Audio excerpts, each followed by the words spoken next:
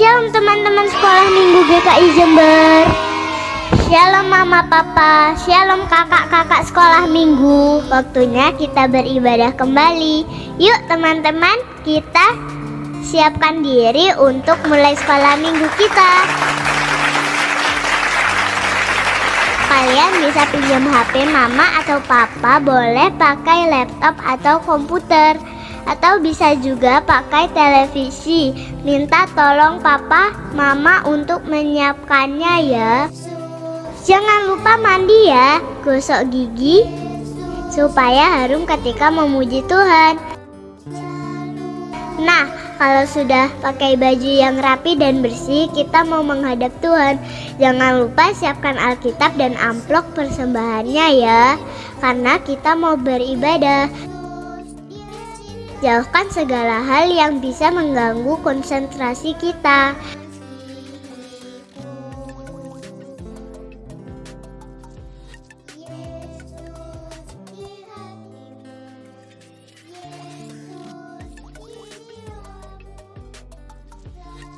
Sekarang duduk yang rapi dan tertib, karena kita mau menghormati Tuhan. Yuk, kita siapkan hati untuk beribadah. Selamat beribadah.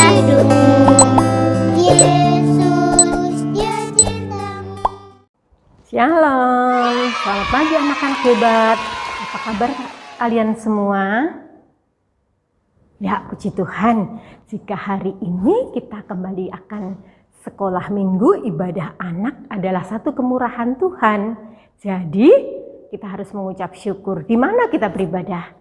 Kali ini tetap di rumah saja, tapi anak-anak harus tetap mandi pagi, harus tetap tampil cantik, tampil ganteng, karena kita akan menyembah Tuhan.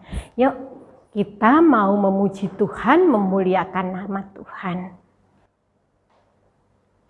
Adik-adik, sudahkah kalian mengucapkan selamat pagi pada mama papa?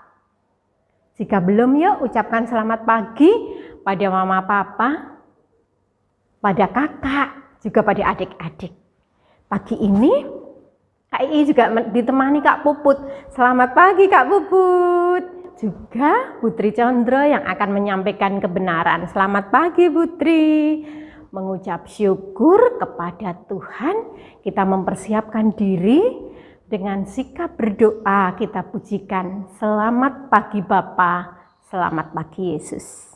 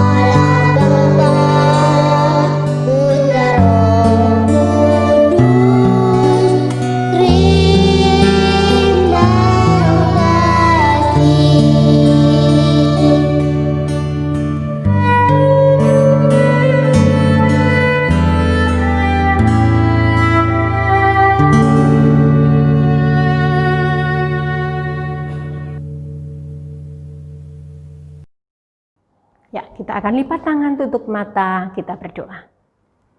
Tuhan Yesus, terima kasih untuk pagi hari ini. Kami akan bersama-sama beribadah, Tuhan menolong kami, Tuhan memimpin kami. Biarlah kami boleh mengenal lebih dekat kepada Engkau. Di dalam nama Tuhan Yesus Kristus, kami mengucap syukur dan berdoa. Amin. Pagi ini kita belajar firman Tuhan tentang belajar peduli dan bertanggung jawab. Adik-adik, sudahkah kita peduli?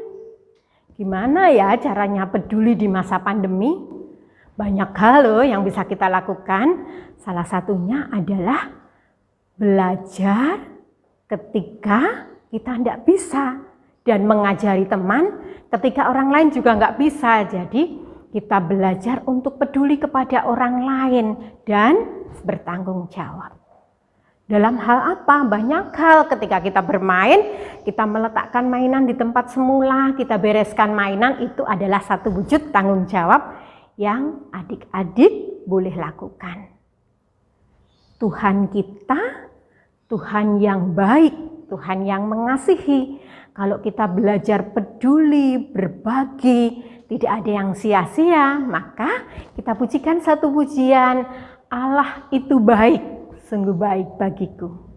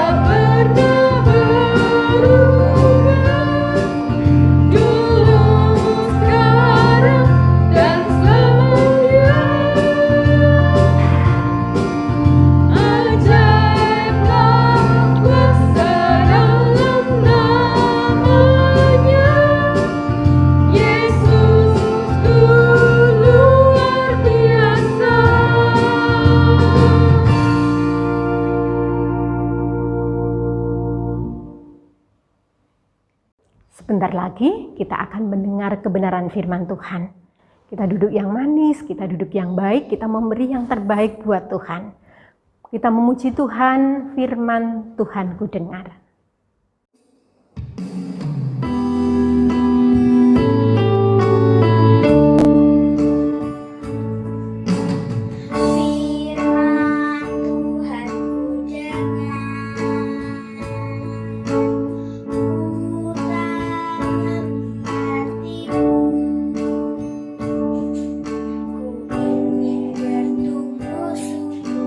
Berbuah lebat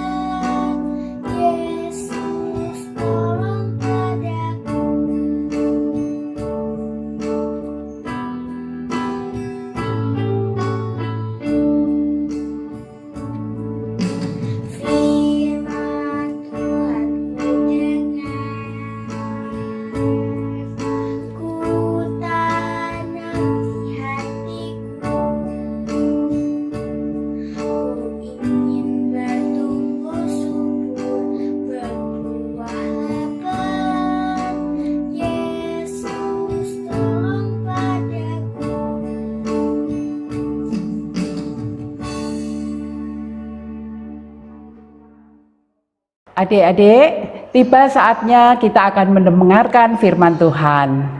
Tapi sebelumnya, ayo kita berdoa dulu. Tundukkan kepala dengan khidmat.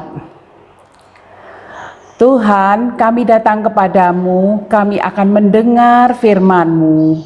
Urapi kami Tuhan, supaya kami mendengar dengan sungguh-sungguh dan dapat melakukannya. Dalam Kristus kami berdoa, haleluya, amin. Adik-adik, kita akan belajar dari Keluaran 18 ayat 13 sampai 27. Udah ya, Alkitabnya disiapkan, dibuka. Keluaran 18 ayat 13 sampai 27. Lembaga Alkitab Indonesia memberikan judul perikop ini dengan pengangkatan hakim-hakim. Semua ikut membaca ya. Keesokan harinya, duduklah Musa mengadili di antara bangsa itu. Dan bangsa itu berdiri di depan Musa dari pagi sampai petang. Ketika mertua Musa melihat segala yang dilakukannya kepada bangsa itu, berkatalah ia, "Apakah ini yang kau lakukan kepada bangsa itu?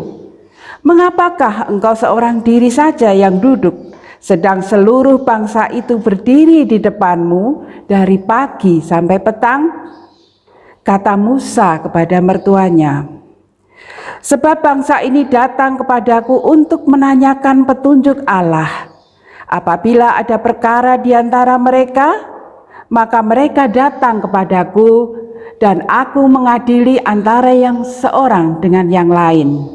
Lagi pula aku memberitahukan kepada mereka ketetapan-ketetapan dan keputusan-keputusan Allah." Tetapi mertua Musa menjawab, "Tidak baik seperti yang kau lakukan itu. Engkau akan menjadi sangat lelah, baik engkau, baik bangsa yang beserta engkau ini. Sebab pekerjaan ini terlalu berat bagimu. Takkan sanggup engkau melakukannya seorang diri saja. Jadi sekarang dengarkanlah perkataanku. Aku akan memberi nasihat kepadamu, dan Allah akan menyertai engkau. Adapun engkau, wakililah bangsa ini di hadapan Allah, dan kau hadapkanlah perkara-perkara mereka kepada Allah. Kemudian haruslah engkau mengajarkan kepada mereka ketetapan-ketetapan dan keputusan-keputusan, dan memberitahukan kepada mereka jalan yang harus dijalani dan pekerjaan yang harus dilakukan. Di samping itu, kau carilah dari seluruh bangsa itu orang-orang yang cakap dan takut akan Allah, orang-orang yang dapat dipercaya dan yang benci kepada pengejaran suap. Tempatkanlah mereka di antara bangsa itu dan menjadi pemimpin 1.000 orang, pemimpin 100 orang, pemimpin 50 orang, dan pemimpin 10 orang. Dan sewaktu-waktu mereka harus mengadili di antara bangsa, maka segala perkara yang besar haruslah dihadapkan mereka kepadamu, tetapi segala perkara yang kecil diadili mereka sendiri. Dengan demikian mereka meringankan pekerjaanmu, dan mereka bersama-sama dengan engkau turut menanggungnya. Jika engkau berbuat demikian dan Allah memerintahkan hal itu kepadamu, maka engkau akan sanggup menahannya, dan seluruh bangsa ini akan pulang dengan puas senang ke tempatnya." Musa mendengarkan perkataan mertuanya itu, dan dilakukanlah segala yang dikatakannya. Dari seluruh orang Israel, Musa memilih orang-orang cakap dan mengangkat mereka menjadi kepala atas bangsa itu, menjadi pemimpin 1.000 orang, pemimpin 100 orang, pemimpin 50 orang, dan pemimpin 10 orang. Mereka ini mengadili di antara bangsa itu sewaktu-waktu perkara-perkara yang sukar dihadapkan pada Musa, tetapi perkara-perkara yang kecil diadili mereka sendiri. Kemudian Musa membiarkan mertuanya itu pergi dan pulang ke negerinya.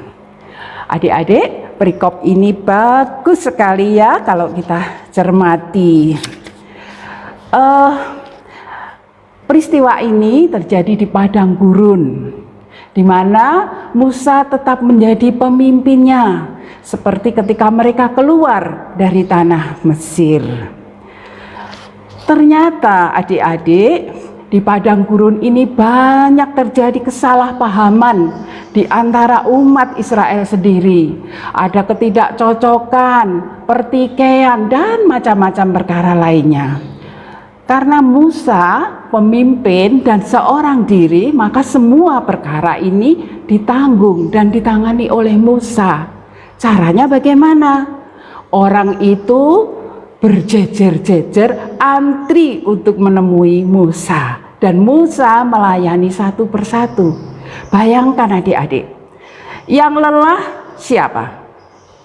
Yang lelah tidak hanya Musa, tetapi juga orang yang antri. Mereka juga bete, kan belum tentu mereka terlayani pada hari itu. Nah, saat itu ada Bapak Yitro. Adik-adik ingat siapa Bapak Yitro? Benar sekali, Bapak Yitro adalah mertua Musa. Dan melihat menantunya kelelahan dari pagi sampai petang begitu terus setiap hari, Bapak Yitro memberikan nasihat kepada Musa. Ada 4 nasihat adik-adik yang disampaikan oleh Bapak Yitro kepada Musa. Yang pertama, menyarankan kepada Musa untuk membagi tugas supaya semua bisa belajar dan bertanggung jawab. Kalau itu berjalan, pasti Musa juga tidak kelelahan. Yang kedua, supaya Musa memilih pemimpin. Dan memilih pemimpin ini ternyata nggak sembarangan loh adik-adik. Bapak Yitro menyarankan memilih orang yang cakap, yang takut kepada Tuhan, yang dapat dipercaya, dan yang benci kepada suap. Adik-adik tahu bahasa kerennya kalau pemimpin itu seperti itu? Kalau sekarang bisa katakan bahwa Musa harus memilih seorang pemimpin yang berintegritas. Kemudian nasihat yang ketiga dari Bapak Yitro kepada Musa, supaya Musa membagi tugas, mulai perkara-perkara yang mudah yang dapat diselesaikan oleh tingkat bawah sampai perkara besar yang hanya bisa diselesaikan oleh Musa. Kemudian nasihat yang keempat, Musa harus mengajarkan ketetapan-ketetapan dan keputusan-keputusan Tuhan yang harus dijalani oleh para pemimpin itu. Luar biasa ya adik-adik, kita melihat sikap Bapak Yitro yang sangat peduli kepada Musa. Adik-adik, dari perikop di atas, apa yang bisa kita pelajari? Ada 3 hal adik-adik yang bisa kita pelajari. Yang pertama, kita harus bersedia mendengar dengan rendah hati nasihat orang lain. Tidak hanya mendengar, tetapi melakukan dan bersedia belajar. Kemudian yang kedua, kita harus peduli dan membantu orang lain. Yang ketiga, kita harus mau berbagi tanggung jawab dan bekerja sama dengan orang lain seperti Bapak Musa. Terus adik-adik ngomong, itu kan di Alkitab. Loh, tidak adik-adik. Semua umat Tuhan harus belajar. Karena memang firman ini adalah tempat kita belajar mengikuti perintah-perintah Tuhan. Lalu belajarnya di mana, Putri? Oh, banyak tempat belajar. Kita bisa belajar peduli dan belajar bertanggung jawab itu di rumah, di tempat ibadah, di sekolah, di lingkungan di mana kita tinggal. Kalau di rumah kan aku masih kecil. Oh enggak, masih kecil pun sudah bisa belajar peduli dan bertanggung jawab. Caranya, kalau adik-adik bermain, beresi sendiri mainannya. Kalau waktunya disuapi, adik-adik enggak boleh rewel. Harus bersyukur dengan apa yang sudah disediakan oleh papa, mama, oma, uti yang ada di meja. Tidak menunjuk yang sana-sana, tidak perlu. Syukuri semua yang ada.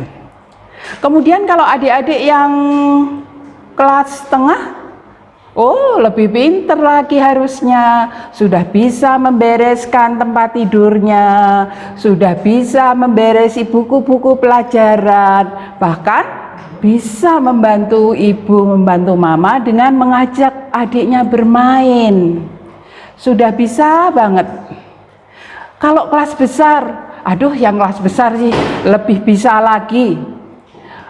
Mungkin saat ini malah bisa belajar membuat kue-kue yang sederhana lewat YouTube. Bisa membantu membersihkan rumah. Bisa menyapu. Bisa ngepel. Bisa membersihkan halaman. Oh iya adik-adik ingat ya, saat ini sebentar lagi itu sudah akan musim hujan. Dan kalau musim hujan banyak apa adik-adik? Di rumah-rumah yang kurang bersih, di got-got yang airnya tidak mengalir, banyak nyamuk. Dan biasanya nanti musim hujan banyak nyamuk, penyakit demam berdarah akan muncul.